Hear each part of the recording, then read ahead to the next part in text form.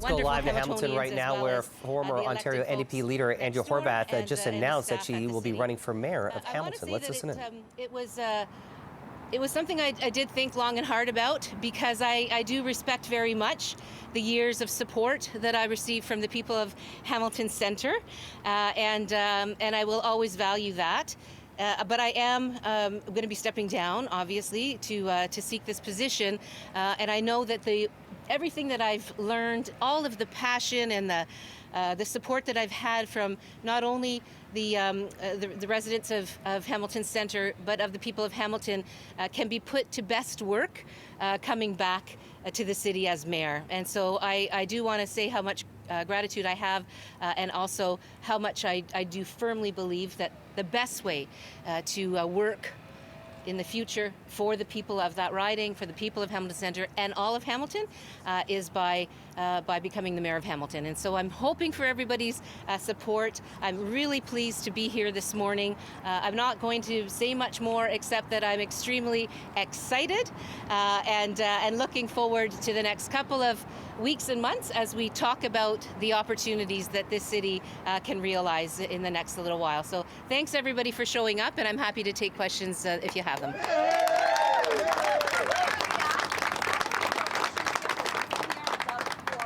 Continue if you do become mayor, because you have been quite a vocal critic of his. Well, I think everybody knows that in the provincial legislature, there's a particular role for the official opposition, and that's a role that I felt that I fulfilled, whether it was with Doug Ford as the premier, or Kathleen Wynne as the premier, or Dalton McGuinty as the premier. That's the role that opposition parties play, and I think everybody understands that, including Mr. Ford, and I look forward to working with the provincial government in helping to further the important pieces that Hamilton needs to have help with as a city. What are your thoughts on the strong mayor powers that Premier Ford said he's going to introduce? Would you like that if elected? Well, you know, I do have a little bit of experience in Queen's Park, and I do know that sometimes governments say they're going to do something, and then we really don't know if they're actually going to do them or what they're going to look like. So I'm certainly going to wait for the legislation that gets tabled and see what that looks like. Luckily, I know how to read those things. But also, it's a pilot project. Right, it's a pilot project, and so I'm also going to be very keenly interested, if I'm given the opportunity to serve as mayor, as to how it rolls out. What is it going? How is it being implemented? How is it working in Ottawa? How is it working in Toronto? And I do, of course, have connections and networks with people in both of those cities that I'll be able to get some insights into that as well. At the end of the day, if Mr. Ford, if the Premier of our province decides he's going to extend the strong mayor situation to all of the municipalities in our province, what I can guarantee you, again, if I'm given the honor to serve as mayor of our city, that I will always continue to collaborate. That's what I do. I'm a collaborator. I pull people in. I listen. I create space for folks to have important conversations about where we're headed, and I will never stop doing that, regardless of a strong mayor power or not. What do you bring to the mayoral race that the present other two candidates do not? Thanks, Joe. You know, I really want to say I've learned over the years that the most important thing about elections is the opportunity to have the discussion about the not only the opportunities but the challenges, and that's what this brings. And so I always respect everyone who puts their name forward to run for political office. And so there are certainly people who have done that for the mayor position. There are many races across all of the wards where that's happening, and I want to say that I think we owe all of those folks, a deep amount of gratitude, because it's not easy to put your name forward. It's not easy to do that work, and it's their participation that helps us have a vigorous democracy. What do you say to the people of Hamilton Centre? What do you say to the people of Hamilton Centre just voted you in?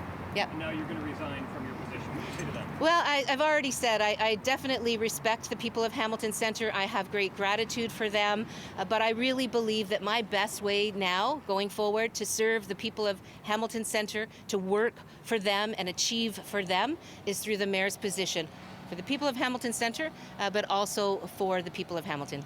You said that you're leaving the Hamilton Yes. Centre MPP role. Are you endorsing anyone? There are some names floating around online.